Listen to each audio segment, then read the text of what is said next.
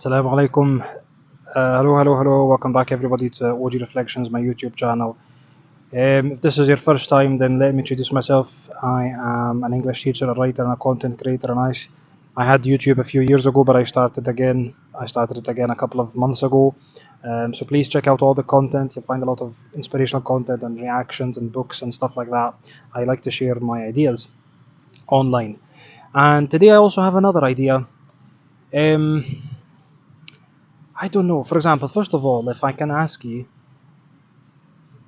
obviously we read the Quran on a daily basis or a weekly basis. It should be on a daily basis, right? We should recite Quran and read Quran or listen to Quran on a daily basis. And there are many prophets that are mentioned in the Quran, right? Now, obviously, these prophets are made.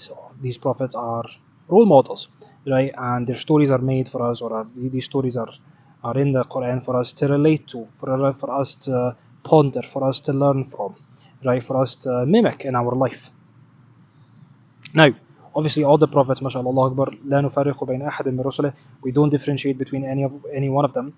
But do you personally have a relationship, or do you personally relate to any of these prophets and messengers? Do you feel as if you can really feel what this prophet felt? For me, for example, alhamdulillah, obviously, I relate to many, or I try to relate to many. But one in particular, to be honest, that I do relate to is Sayyidina Musa, Prophet Moses. And I'm going to mention today, which is my question, because my question is about emotional guilt. My question today is about emotional guilt, meaning what? Prophet Moses was just a regular person, right? And Allah subhanahu wa ta'ala gave him the message, right? To go to Pharaoh, to go to Fir'aun, right? And to deliver the message and to save the people from the tyranny of Fir'aun, right? But when Allah subhanahu wa ta'ala, delivered, or when Allah subhanahu wa ta'ala talked to him on the very first time, he said, oh my God, like, how did you choose me, right? Why didn't you choose my brother? My brother's better than me, Aaron, right? And I can't even talk properly because I stutter, right? Or I have a speech impediment, or I have a different accent, right? So they're not going to listen to me. وَلَهُمْ عَلَيَّ ذَنْبٌ. And the last time I was there, I committed a mistake. I committed a sin by mistake, because I was protecting one of the people, right? And I shoved one of the people by mistake, and lo and behold, he fell down, and he died.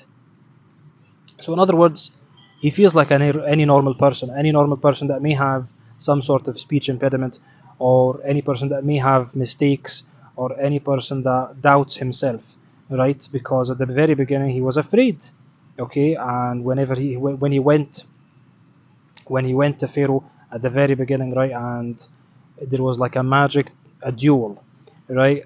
Pharaoh brought his wizards, and magicians, and they faced Sayyidina Musa, Prophet Moses, right? And Prophet Moses felt scared at the very beginning, right? Because he saw that these people were actually making some sort of magic, right?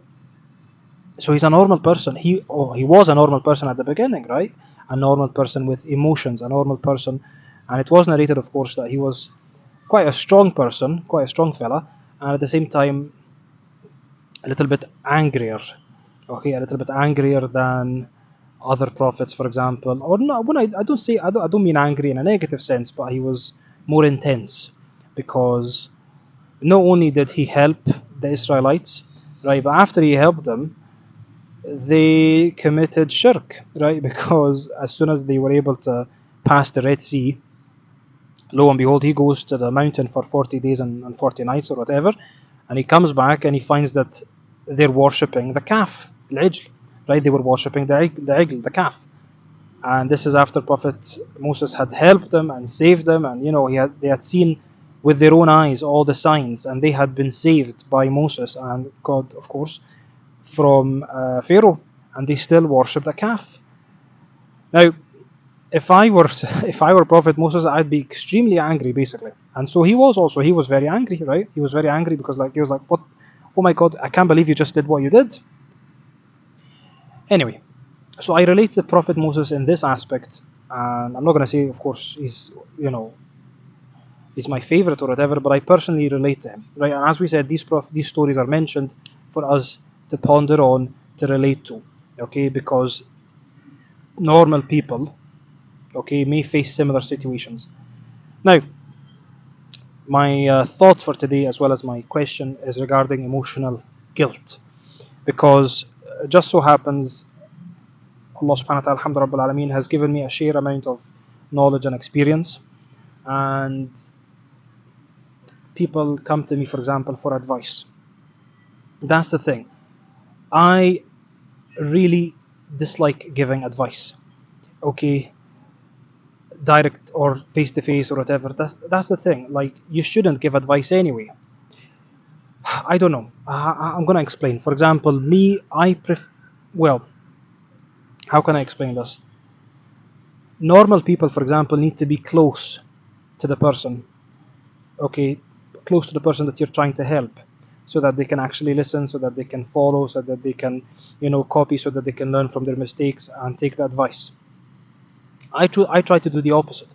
I try to stay away, to go further apart. Okay, to stay away, to stay distant, and I'll go in that direction by myself, and I'll see who's gonna follow me, who's gonna come after me. So that's the same thing with me. For example, here I'm on YouTube, right? I'm here on YouTube trying to give advice, but this is relatively distant from people because it's not face to face. In other words, I'm posting my content, and whoever wants to listen, it's up to them. Whoever wants to follow, it's up to them. Whoever wants to copy, it's up to them. I'm not forcing anybody. I'm not entering anybody's life. I'm not interfering. You understand what I'm trying to say? So that's my approach usually. I try to stay in my own bubble, for example, or in my own way, and whoever follows me, perfect. But they have to initiate it. They have to start it. So that's what happens usually. Okay, I never interfere, and I never directly advise a person you should do this or you shouldn't do that or whatever. But alhamdulillah, mashallah akbar, a lot of people, for example, they copy me, or they come to me, or they initiate it, or they ask me for advice, or they come seeking help or whatever. Now, it's a responsibility, and I honestly feel it as if it's a responsibility, because when they come, for example, then as a person giving advice, or as a person hoping good things for other people, then you give them your time, you give them your energy, you might give them even things, for example, money or whatever. You're giving them a lot of time and energy. You're giving them material things, okay, advices, tips, whatever, all that. And more importantly, you give them your emotions. Okay, you give them your heart, you give them your feelings. Okay, you start to worry about them, you start to care, you start to ask on them.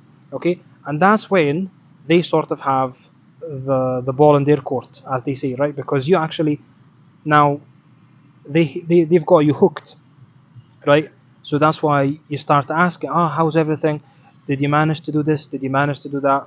Okay, because they managed to ask you for advice, so now you care about them.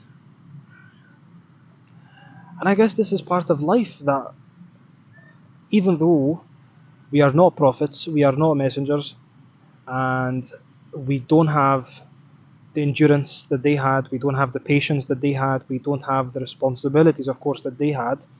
However, that being said, I think I can humbly say that we still have the emotional guilt. We still have the emotional guilt, meaning what?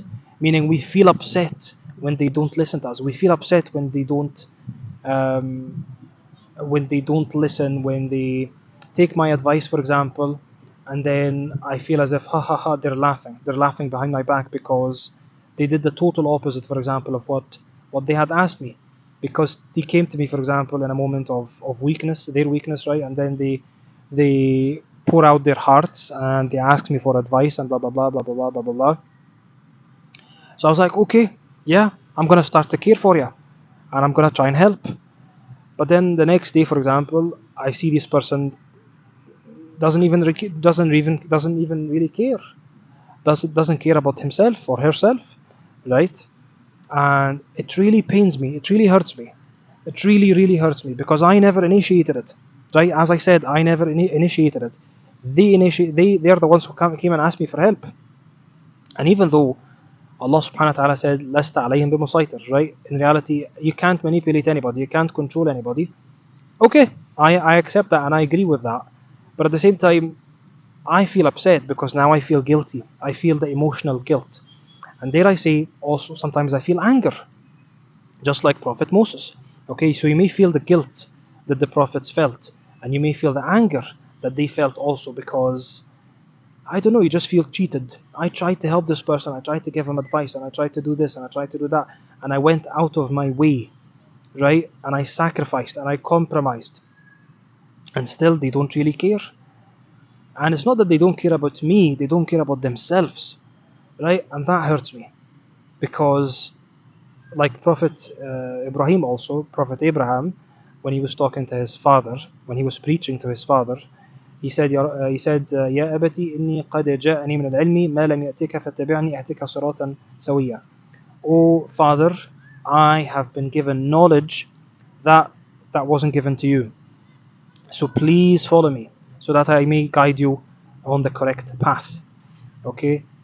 So Prophet Ibrahim is being humble. Okay, he's humbling himself, and he's saying that everything that he was given, or everything that he has, was given to him. All the knowledge and experience that was given to him was given to him by God.